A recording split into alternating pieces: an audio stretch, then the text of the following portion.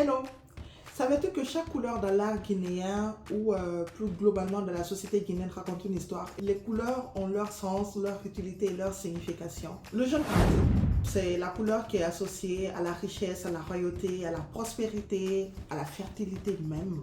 Le jaune symbolise la lumière du soleil, la vitalité, la joie, l'accueil. Le rouge, une couleur puissante qu'on associe à l'énergie, la passion et la force. Un guinée symbolise la vie, le lien entre nous et nos ancêtres. J'en ai parlé dans ma vidéo sur le Yombo Fissa. Le rouge est utilisé dans certaines communautés pour mettre en exergue leurs rituels et puis créer un lien entre nous et les ancêtres. Les Bagas, par exemple, l'utilisent très souvent. Selon la légende, si tu croises un Baga habillé en rouge et que tu es Baga aussi, fuis-le parce que certainement il vient te faire la guerre. Le blanc à présent. Le blanc, c'est aussi la couleur de la paix, la pureté. Le vierge ou même la vierge, la divinité, la sagesse, les ancêtres. On l'utilise comme avec le rouge dans certaines pratiques spirituelles, funéraires également. Le blanc pourrait symboliser un lien avec le monde immatériel. La Guinée étant un pays de grands teinturiers, ce qu'on ne voit pas très souvent, c'est qu'on utilise ce blanc dans le textile, le kindeli, le ngara ou le garafani même de Haute-Guinée. Mais bon, tu sais que le textile, je veux dire la vraie cotonnade tissée, à la base, elle est blanche. Même le lépi que les gens pensent teint avec la couleur indigo qui est entre le bleu et le violet est d'origine bleue. Mais non, c'est blanc.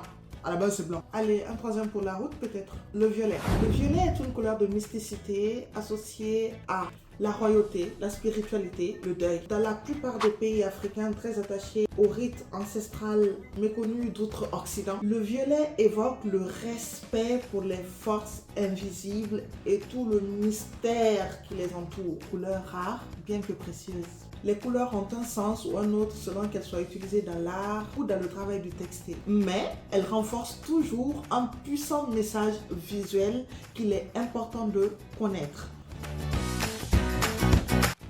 Le nom indigo fait référence à une substance organique qui est extraite des plantes à indigo, qui une fois manipulée de différentes manières permet d'obtenir ce fameux bleu indigo. Par exemple, moi, lorsque je veux obtenir un bleu indigo, je manipule la couleur violette que j'essaye d'intensifier ou d'aplanir ou de pastelliser avec une couleur blanche. L'indigo est harmonisé avec des couleurs violacées et c'est ce qui fait sa particularité, bien qu'elle garde ce socle hyper bleuté.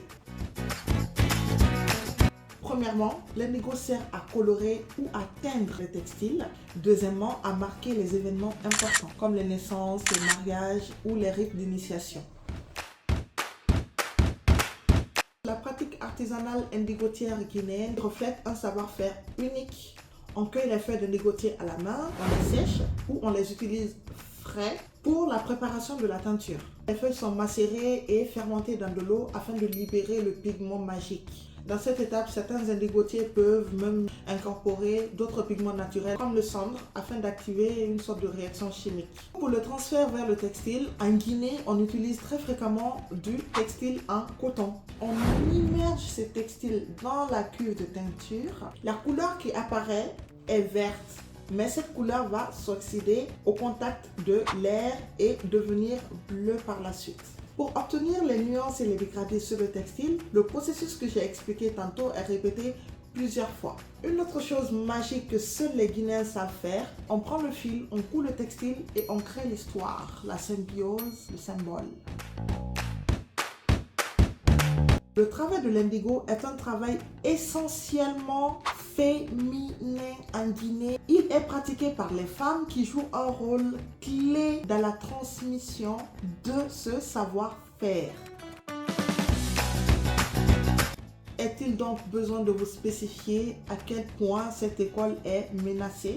Bien que la pratique indigotière des maîtresses indigotières en Guinée continue d'être perpétrée dans certaines régions ou localités rurales, l'industrialisation menace les groupements de femmes en charge de ce travail-là, menace l'environnement, comme ce sont des produits chimiques, il n'y a pas de retour bénéfique pour nos sols et pour notre santé. Bien sûr, il est appréciable que l'indigo gagne en modernité, mais il est essentiel de protéger ce patrimoine par la sensibilisation, par l'éducation et le respect ainsi que la valorisation de la méthode artisanale. Comme ça, on attire les amateurs d'art et d'artisanat traditionnel. Et jackpot, on contribue à l'économie locale. L'indigo guinéen, c'est bien plus qu'une simple couleur. C'est un pont entre les générations et un symbole de résistance face à la modernité qui a tendance à pervertir la résilience dans la fabrication, dans la méthodologie de l'indigo guinéen. Pour les 16 jours d'activisme qui ont commencé le 25 novembre, Droit accessible, Biz in the City, Salima Touba avons utilisé comme couleur de référence et dans les thématiques à traiter très bientôt, l'indigo guinéen pour marquer la diversité et l'intersectionnalité des luttes et des menaces qui pèsent sur les femmes en Guinée et dans le monde. Mais ça fera l'œuvre d'une autre vidéo. Bisous!